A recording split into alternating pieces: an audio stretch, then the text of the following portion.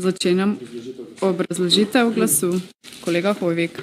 Zdaj, vladna koalicija je 5 pred polnočjo, tako je zapisalo delo, sprejela oziroma bo zdaj sprejela dejstvo, da bo AVK, katere direktor je zapisal, citiram, o tem se z nami nihče ni pogovarjal, toliko o transparentnosti predsednica, kako ste usklajevali ta amandma, neverjetno. In pravzaprav se vidi točno ta politična nastavljenost. In tukaj spet, tukaj ni Levica kriva, tukaj je Golob, Lex Golob v ta zakon, kajti on bo zdaj prek AVK-ja tudi najbrž v tem mandatu predhodno razrešil aktualni svet in postavil svojim podanikom Vesni Vuković in Damari Črnčecu zveste kadre in potem bo seveda preko medijev lansiral spopade med koalicijo in seveda v opoziciji bomo z užitkom spremljali ta epski spopad, ki se bo začel prve dni septembra letošnjega leta. Res se veselimo. Tako da, če bili v koaliciji pameti, predvsem poslanci, katere večine ne bomo v naslednjem mandatu tudi več spremljali, ker bo vas pač pojedel Preplič ali pa kdo drug iz leve sfere, bi predlagal, da tega amandmaja ne podprete. Mi ga zagotovo ne bomo in tukaj bomo naredili uslugo tudi vam, spoštovana koalicija. Leto in 4 mesece ste dejali, potem pa tik pred zdajci zamenjate AKOS z AVK, govorite o demokratizaciji, o tem, da bo zdaj res lepo vse prav. Pri primeru RTV-ja, ko je pa isto državni zbor imenoval programske svetnike, ste pa to rekli, da je politizacija. In zdaj bom jaz uporabil vaše besede, s spremembo AKOS-a v AVK politizirate, Golob politizira ta organ, ki mu bo podložen, ki bo potem urejal, kdo je lahko medij, koliko radio lahko promovira, odkupi. In tukaj bo ta epski spopad res med naprimer Dnevnikom, necenzurirano, Svet 24, Delo in tako naprej. To bojo res epske razsežnosti, res neverjetni ste s tem amandmajem. Glasovali bomo proti. Hvala. Ja, takoj dam obrazložitev, bom pa takole rekla. Ne bom vam izrekla opomina, ker se veselim še vaših nadaljnjih obrazložitev glasu in komičnih vložkov. Se mi pa smili naš premijer, ker sem mu že drugo popoldne moral res kocati, koliko ga imate v zobeh. Nasplošno vemo, kdo je tisti organ, ki v tej državi odloča o koncentracijah. Ne? In to je počel tudi že kdaj prej in to počne ves čas, zato v bistvu ta zadeva pravzaprav nekako kar organska, bom rekla. Kar se tiče imenovanja vodstva AVK-ja, resnično je zelo težko toliko neumnosti nositi sabo domov. Ker toliko neumnosti, kot je bilo včeraj povedanih, jih pa že dolgo ni bilo v tem državnem zboru. In dobro se spomnimo, a ste lahko, gospod spoštovani, tudi vaša obrazložitev je vsebovala vse drugo, samo AVK. Kaj vse ste vi povedali, da rajši ne bomo šli v podrobnosti, spoštovani gospod Hoivik? Kdo je v prejšnjem mandatu želel oziroma predprejšnjem želel zamenjati direktorja AVK-ja? A veste kdo? Počivalšek, pa mu ni uspelo. A veste zakaj? Pozanimajte se, preden govorite neumnosti. Hvala. Hvala, se bom takoj rekla, da prosim, če se na obeh stranih držimo procedure, obrazložitev glasu ni razprava, tudi vi ste si drznili razpravljati o necenzuriranem, pa ne vem, kaj ima to veze z AVK-jem. Rekla sem, da vam ne bom dala opomina in sem dovolila pač malo zlorabo teh obrazložitev, v nadaljevanju pa bi vseeno prosila obe strani. Spoštovana, prosim, da umirite Tamaro Vonto, ker vem, da je živčna in Golob iz dneva v dan nalaga nove dajatve in nove naloge, kako naj obračunava zasebnim medijem, Nova 24 TV in je seveda mandat se približuje koncu. Verjamem pač, da jo čaka lepa služba nazaj na GEN-I, kjer bo strateško komunicirala. Danes pa je ugotovila, da pravzaprav ne zna strateško komunicirati, ker takoj popeni, ko je kaj ni všeč. In vidimo, da če ne bi bilo Svobodi, bi seveda nasprotovala temu amandmaju. Prosim, da umirite gospod Tamaro Vonto in naj svojo histerijo uporablja tam v drugi sobi, ko bo zaslišvala zasebno podjetje Nova24 TV. Preklicujem to, da vam ne bom izrekla drugega opomina. Včeraj ste dobili prvega.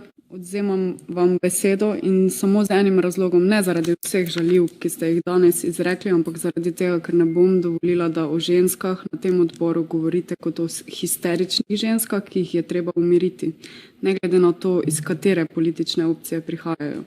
In s tem vam odzemam besedo in prosim, da se zmenite s kom drugim, da bo obrazlagal vaše glasove. V skladu s poslovnikom prosim, da date na glasovanje naslednji sklep. Andreju Hoiviku se odzame beseda. Ne bom, ker ne bom razdeljevala tega bremena, ki ga sama nosim kot predsedujoča med člane. Ni njihova pristojnost, ampak je moja pristojnost. Odzemam vam besedo. Včeraj ste žalili profesorja in zavajali. Imamo tudi na magnetogramu, da ste točno rekli, da je verjetno tisti denar prišel k njemu. Danes ste pa žalili kolegico, da je histerična. Nimate več pravice glasu. Ne bom vas...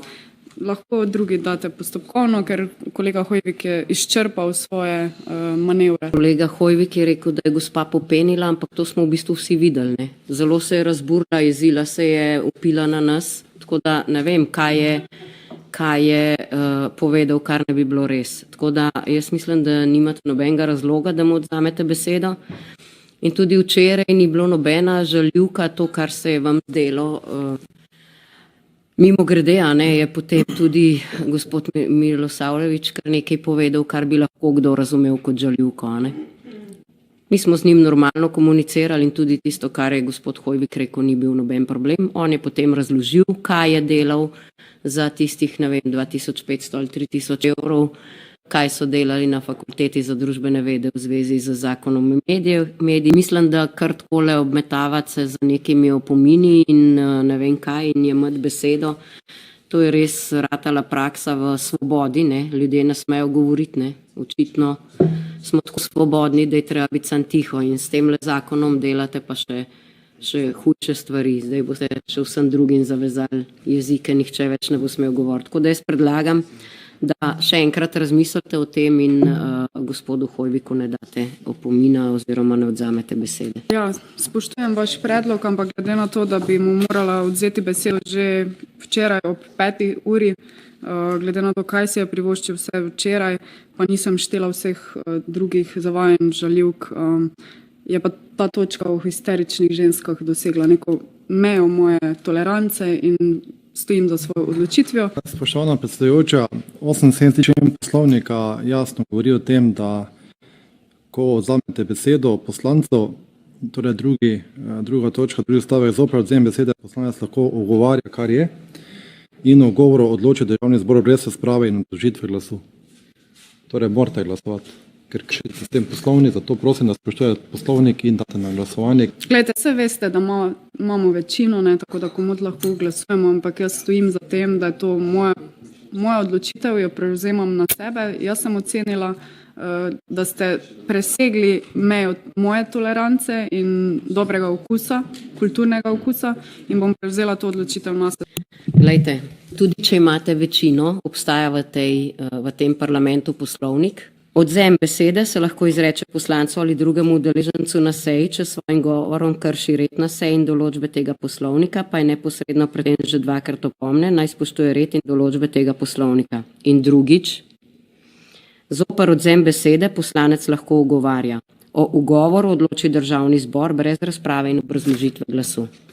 Torej, ne morete vi reči, da nekaj ne boste dala na glasovanje in da nekaj ne boste naredila, ampak morate skladno s poslovnikom to narediti tako, kot je zapisano v poslovniku. Glede na to, da smo na matičnem delovnem telesu, določba pa govori o Državnem zboru, bom jaz zdaj presodila, da ne bomo zdaj smiselno uporabljali določila tudi.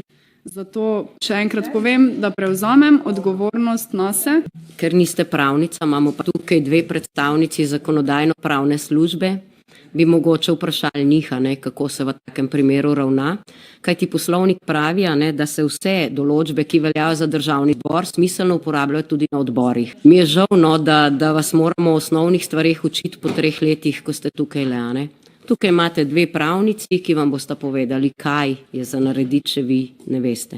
O poslovniku ne odloča ZPS, ampak imamo za to posebno delovno telo, lahko se tja pritožite. Nadaljujemo. Potem pa predlagamo, da kar takoj zahtevate sklic komisije za poslovnik in naj raztolmači, kako. Ja, ampak moramo sejo prekiniti in se mora dobiti komisija za poslovnik, da bo potem razložila, kako je treba ravnati. V redu, dajem na glasovanje, odzem besede po kolegu Kojviku, dajmo to, vse vemo, da je pomemben zakon, ne pa vse ostalo. Začenjam glasovanje o tem, pa v redu, ne rabiš. Začenjam glasovanje o tem, za je glasovalo 7 poslancev proti 5, ugotavljam, da je predlog predsednice sprejet in da nimate več besede.